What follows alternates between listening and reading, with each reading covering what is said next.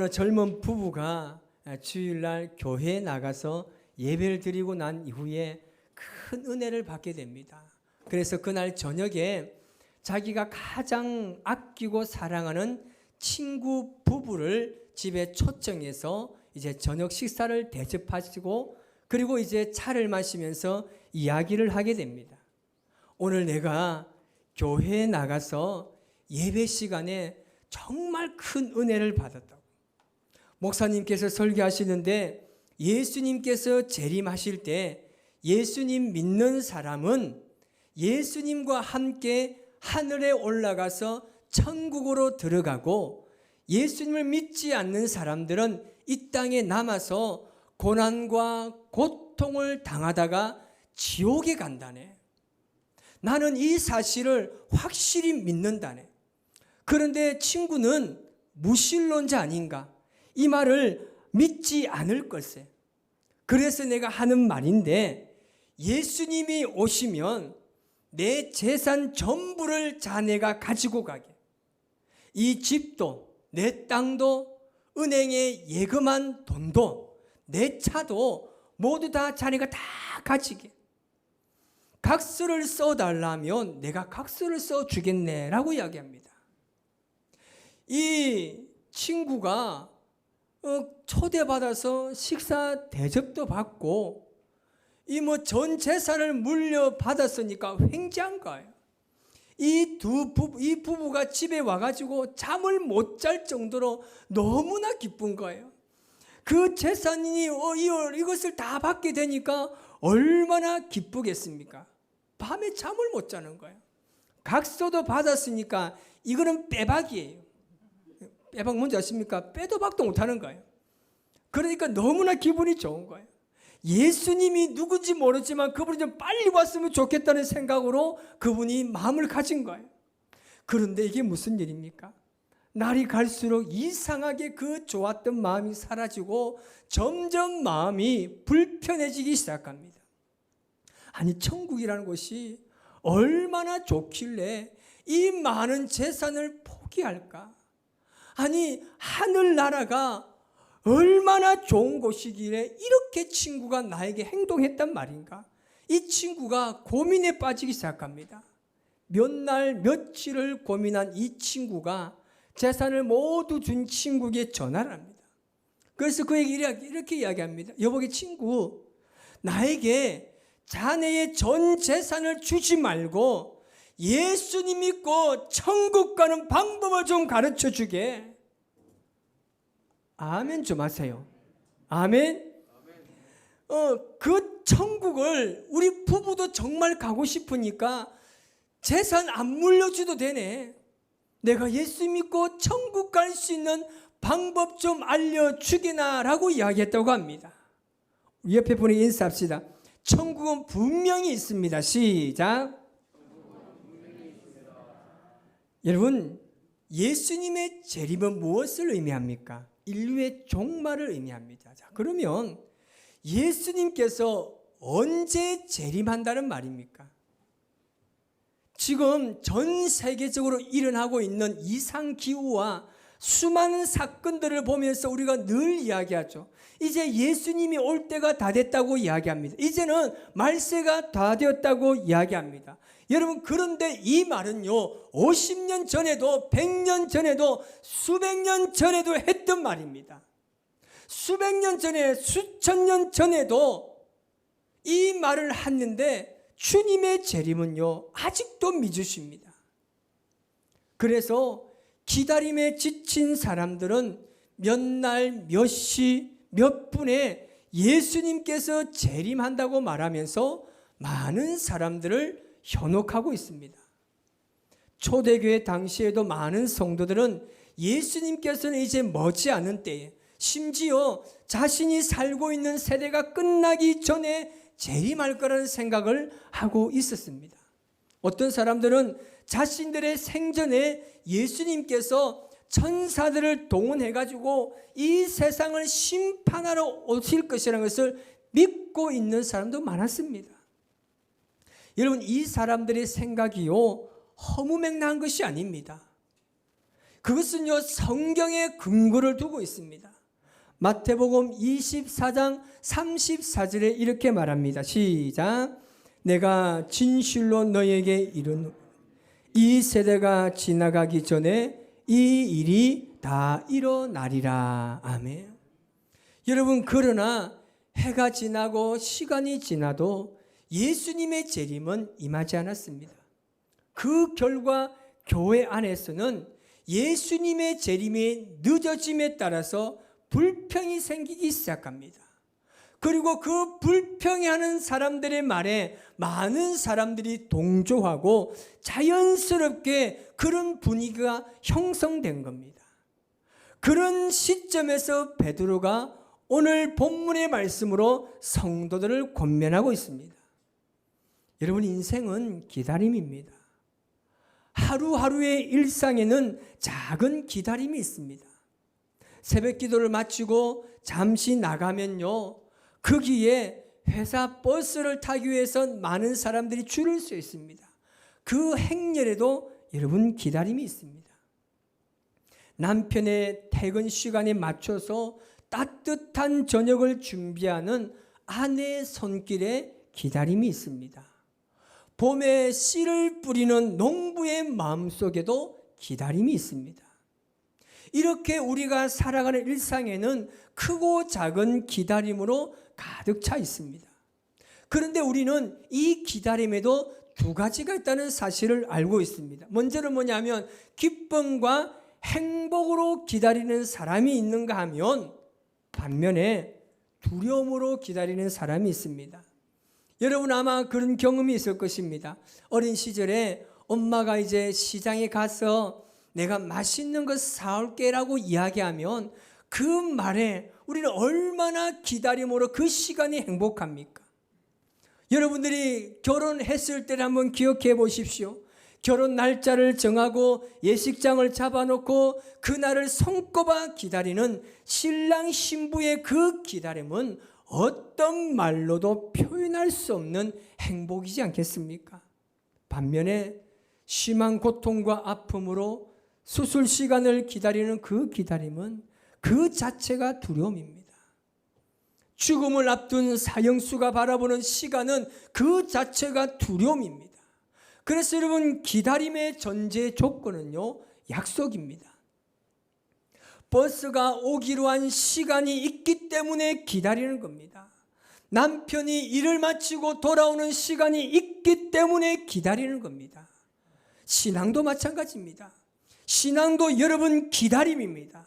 신앙이라는 것은 하나님의 약속의 말씀을 믿고 그 약속이 이루어지기를 기다리는 것입니다.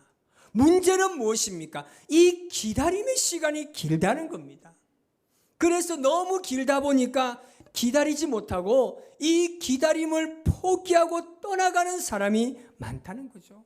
오늘 본문 8절에서 9절 말씀을 우리 같이 한번 읽어보겠습니다. 시작. 사랑하는 자들아, 죽게는 하루가 1000년 같고 1000년이 하루 같다는 이 한 가지를 잊지 말라. 주의 약속은 어떤 이들이 더디다고 생각하는 것 같이 더딘 것이 아니라 오직 주께서는 너희를 대하여 오래 참으사 아무도 멸망하지 아니하고 다 회개하기에 이르기를 원하시느니라. 아멘. 여러분, 우리는 절대 시간에 얽매일 필요가 없습니다. 하나님께서는 천지 만물을 마음대로 운행하실 수 있는 분이십니다. 우리의 1000년을 하나님께서는 하루처럼 사용할 수 있는 분입니다. 그래서 성경 곳곳에 보면 우리가 이해할 수 없는 부분들이 너무 많이 나옵니다. 그 대표적인 사례 두 가지를 볼까 합니다. 먼저 여호수아 10장 12절에서 13절 우리 새번역 성경으로 같이 한번 읽어보겠습니다. 시작. 주님께서 아모리 사람들을 이스라엘 자손에게 넘겨주신 날에 여호수아가 주님께 아뢰었다. 이스라엘 백성이 보는 앞에서 그가 외쳤다. 태양아 기브온이에 머물라.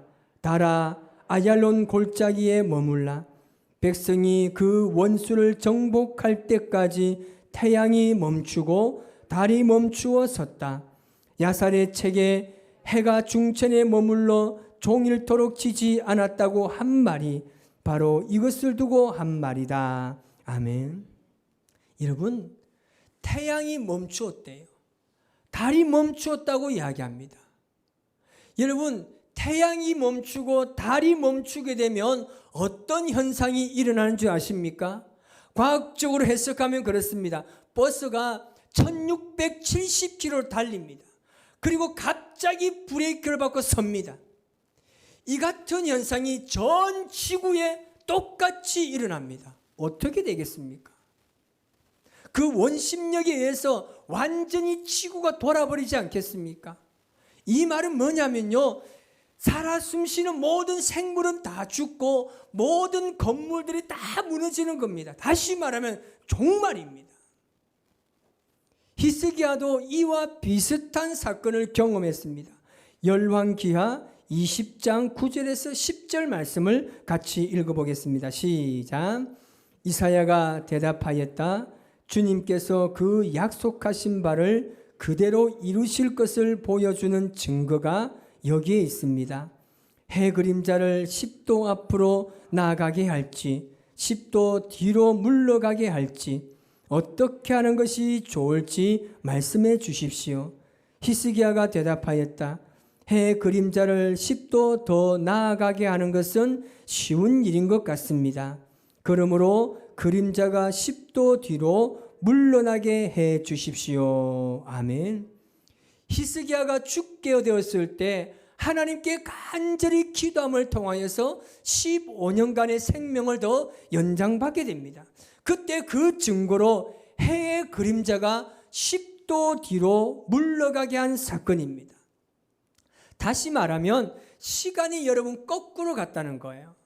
해 그림자가 10도 뒤로 물러가려면 시간을 40분을 뒤로 돌려야 되는 겁니다. 정말 우리가 이해하기 어렵습니다. 그래서 이 사건들은요, 자연 법칙으로 설명하려는 것은 잘못된 겁니다. 자연 법칙의 창조주요 주관자이신 하나님의 초자연적인 역사라고 생각하고 그것을 믿음으로 바라보아야 하는 것입니다. 하나님께서는 여러분 모든 우주 공간을 창조하신 분입니다. 시간을 창조하신 분이십니다. 따라서 시간을 마음대로 자유롭게 늘리기도 하시고 정지하기도 하시고 빠르게도 하실 수 있는 분이시라는 겁니다. 그래서 우리는 절대 조급할 필요 없습니다. 여러분, 제가 한번 질문해 보겠습니다. 예수님의 재림이 지금 좀 더디다고 생각하십니까? 지금 여러분 아무런 반응 없잖아요. 반응 없는 것은 그겁니다. 좀 더딘 것 같은데 그렇다고 굳이 좀 빨리 오실 필요는 좀 없지 않느냐, 뭐 이런 생각을 가지고 있는 것 같습니다. 여러분, 잊지 말아야 할 것이 있습니다.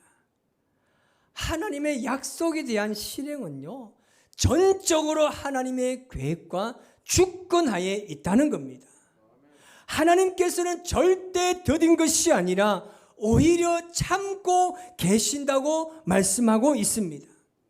그래서 우리가 대린절을 참고 기다리는 것은요, 단순히 기다림이 아니라 우리를 위해서 참으시고 기다리시는 하나님의 마음을 알아야 하는 것입니다. 여러분께서 잘 알고 있는 내용일 겁니다. 이 세상에서 가장 소중하고 귀한 금 3가지가 있다고 합니다. 어떤 금입니까? 황금, 소금, 지금입니다.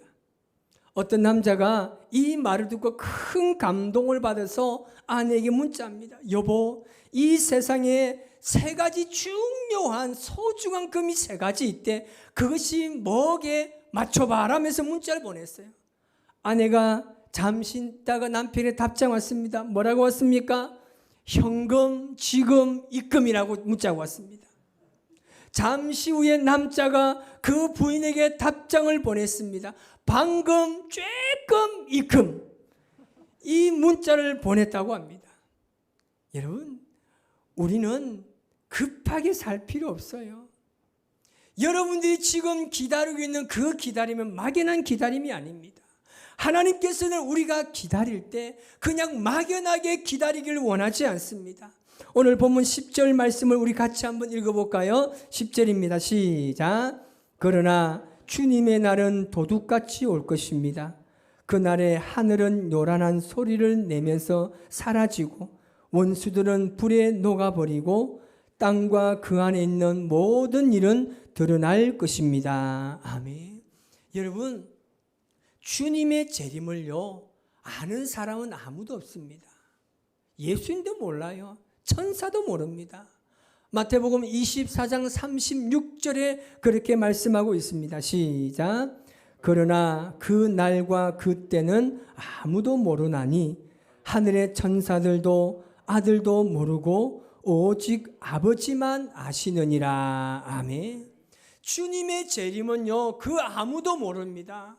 여러분이 죽을 날을 알고 계십니까? 아무도 몰라요. 여러분이 죽을 날도 하나님만 아시는 거예요. 어느 누가 예수님이 몇 날 몇 시에 온다 그 말은요 다 사기꾼입니다. 당신은 몇 날 며칠에 죽습니다. 그거 다 사기꾼입니다. 여러분, 주님의 재림도 우리의 생명도 모두가 하나님의 주권 하에 있습니다. 그분만이 아십니다. 그분만을 믿고 신뢰하시기를 주님의 이름으로 축복합니다. 그렇다면 아무도 모르는 이 현실 앞에 우리가 어떤 자세로 살아가야 합니까? 오늘 본문 11절에서 13절 그렇게 말합니다. 같이 봅시다. 시작. 이 모든 것이 이렇게 풀어지리니 너희가 어떤 사람이 되어야 마땅하냐? 거룩한 행실과 경건함으로 하나님의 날이 임하기를 바라보고 간절히 사모하라. 그날에 하늘이 불에 타서 풀어지고 물질이 뜨거운 불에 녹아지려니와 우리는 그의 약속대로 의가 있는 곳인 새 하늘과 새 땅을 바라보도다. 아멘. 세상의 종말을 대하는 자세가 어떻다고 말합니까? 거룩한 행실과 경건함입니다. 베드로가 우리에게 권하는 말씀이 무엇입니까? 그날은 반드시 주님의 약속대로 온다는 겁니다. 하나님께서 약속대로 임한다는 것을 우리에게 교훈하고 있습니다. 그날을 사모하는 사람처럼 그날을 사모하는 자는 하나님의 자녀다운 삶을 살아야 한다고 말합니다. 여러분, 그날을 사모하는 사람은 어떤 사람입니까? 그날이 기다려지는 사람이에요. 우리는 정말 그날을 기다려지는 사람처럼 이 땅에 살아야 됩니다. 거룩하고 경건한 사람의 모습으로 살아가시기를 주님의 이름으로 축복합니다. 그런 이야기가 있습니다. 중국 사람 3명이 모이면요 중국집이 생겨납니다. 한국 사람 3명이 모이면요 교회가 생긴다고 말합니다.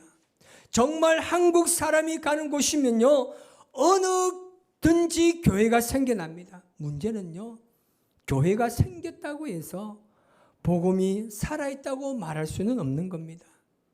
제가 시골에 가보면요 그리스도인들이요 그 마을의 문화와 전통과 습관이 그대로 그들에게 뿌리 깊이 남아 있습니다.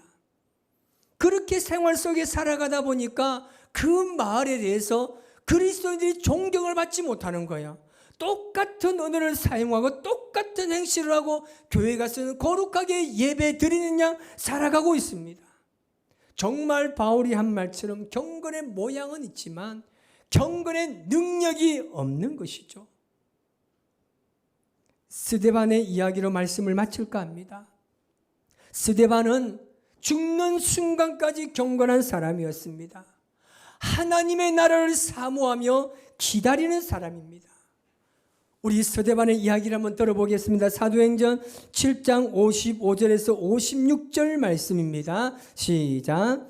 스데반이 성령이 충만하여 하늘을 우러러 주목하여 하나님의 영광과 민 예수께서 하나님 우편에 서신 것을 보고 말하되 보라 하늘이 열리고 인자가 하나님 우편에 서신 것을 보노라 한대. 아멘. 스데반은 복음을 전하다 죽으면서도 하늘의 하나님을 바라보았습니다. 그리고 자신들을 죽이는 사람을 용서하고 품었습니다. 우리가 정말 이렇게만 살 수 있다면 새하늘과 새 땅을 볼 수 있을 것입니다. 우리 앞에 인생을 바라보면서 어떤 생각하십니까? 한숨 쉬지 마시기 바랍니다. 앞을 내다보면서 우리에게 약속하신 주님을 바라보며 미소 짓는 삶을 살아가시기 바랍니다. 그것이 하나님의 약속을 붙드는 사람의 삶입니다. 여러분, 재림의 시간은 그리 중요하지 않습니다. 모르는 사실 앞에 너무 집착하지 마세요. 우리 그리스도인들은 주님의 재림이 반드시 있다는 전제하에 그것을 소망하고 기다리면서 현재의 삶을 살아가시기를 바랍니다. 영광 중에 오실 주님을 소망하며 대림절을 여러분 보내시기 바랍니다. 여러분, 우리의 기다림은 단순한 기다림이 아니라는 사실 오늘 말씀을 통해서 우리가 알고 있습니다. 이제는 그 약속만을 부여잡고 오늘 하루를 주신 하나님 앞에 최선을 다해서 우리가 하나님의 자녀다운 삶을 살아서 우리의 삶을 통하여서 하나님께 영광 돌리고 믿지 않는 이웃들에게 예수 믿는 것이 바로 이런 것이라고 그들이 고백할 수 있도록 살아간다라면 지금 우리는 새하늘과 새 땅에 살아가는 줄 믿습니다. 그리고 주님을 바라보며 우리 고백하며 나아갑시다.